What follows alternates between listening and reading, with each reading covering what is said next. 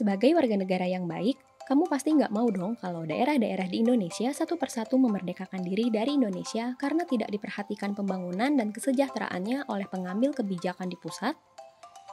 Untuk itu, diperlukan sebuah lembaga yang secara khusus bertugas memperhatikan aspirasi dan kebutuhan masyarakat di daerah. Apakah itu? Kita sudah membahas tentang dua lembaga legislatif yang ada di Republik Indonesia, yaitu MPR dan DPR. Kini masih ada satu lagi yang tersisa, yaitu DPD atau Dewan Perwakilan Daerah. DPD adalah lembaga perwakilan daerah yang berkedudukan sebagai lembaga negara dan juga merupakan bagian dari MPR. DPD terdiri atas wakil daerah provinsi yang dipilih secara perseorangan atau independen melalui pemilihan umum dan bukan melalui partai politik. Anggota DPD menjalankan tugas di daerah pemilihannya dan mempunyai kantor di ibu kota provinsi daerah pemilihannya. DPD merupakan lembaga perwakilan yang dibentuk dengan tujuan untuk mengakomodasi kepentingan daerah yang tidak dapat diakomodir oleh DPR. Meskipun memiliki daerah pemilihan, DPR merupakan perwakilan seluruh rakyat Indonesia, sehingga tugas anggota DPR tidak terlalu terfokus pada permasalahan di daerah. Oleh sebab itu, dibentuklah DPD sebagai sebuah lembaga setara DPR yang khusus untuk menampung aspirasi daerah. Jumlah kursi anggota DPD untuk setiap provinsi ditetapkan sebanyak 4 kursi, dan daerah pemilihan untuk anggota DPD adalah provinsi. Sekarang, kita akan cari tahu apa sih peran dan wewenang DPD. DPD berperan untuk menampung aspirasi dari konstituennya serta dari masyarakat di daerah pemilihannya terkait dengan isu apapun yang menjadi permasalahan di daerahnya tersebut. Untuk menjalankan perannya, DPD memiliki beberapa kewenangan. Pertama, DPD ikut membahas rancangan undang-undang yang berkaitan dengan otonomi daerah. Pada tahun 2019, DPD menghasilkan sejumlah rancangan undang-undang atau RUU yang mendesak untuk dibahas.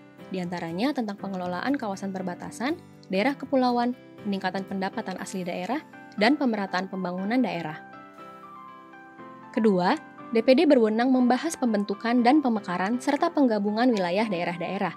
Misalnya, pemerintah daerah Kota Tidore Kepulauan, Provinsi Maluku Utara, yang akan mengajukan pembentukan 2 kecamatan baru, mendapat dukungan dari anggota DPD daerah pemilihan Maluku Utara, Hussein Altingsyah. 2 kecamatan baru yang akan diusulkan tersebut adalah Kecamatan Tidore Barat dan Kecamatan Pulau Maitara.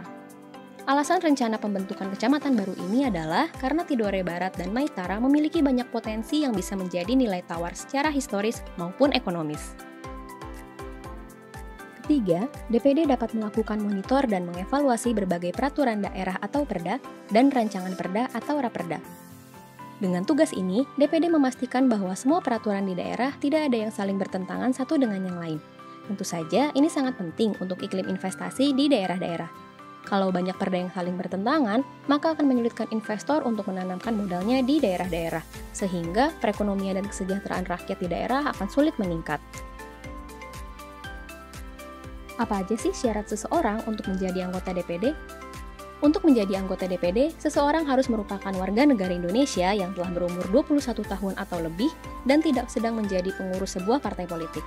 Persyaratan lainnya, sebagaimana pejabat negara pada umumnya, dapat dilihat di pasal 181 dan 182 Undang-Undang Nomor 7 Tahun 2017 tentang Pemilihan Umum. Selain persyaratan perseorangan, ada juga persyaratan dukungan minimal. Contohnya, untuk provinsi yang berpenduduk lebih dari 15 juta orang seperti Jawa Timur, harus mendapatkan dukungan dari paling sedikit 5.000 pemilih. Persyaratan tersebut dibuktikan dengan daftar dukungan yang dibubuhi tanda tangan atau cap jempol jari tangan dan dilengkapi fotokopi kartu tanda penduduk setiap pendukung.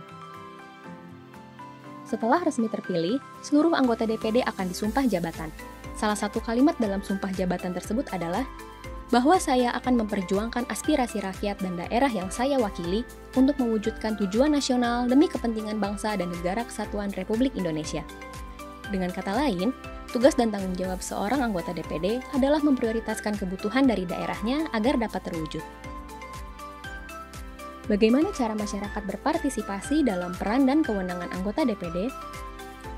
Cara yang paling efektif untuk menyampaikan aspirasi masyarakat kepada anggota DPD adalah pada saat masa reses, yaitu masa di mana anggota DPD melakukan kegiatan di luar masa sidang dengan menemui rakyatnya di daerah pemilihan masing-masing. Penyerapan aspirasi secara langsung dapat dilakukan dengan mengikuti kegiatan tatap muka, seminar, lokakarya, dan kegiatan lain yang diadakan oleh anggota DPD di wilayah kita masing-masing. Aspirasi yang dihimpun kemudian dibagi ke dalam tingkat prioritas, sehingga dapat terlihat aspirasi mana yang harus segera ditindaklanjuti dan mana yang dapat ditindaklanjuti kemudian.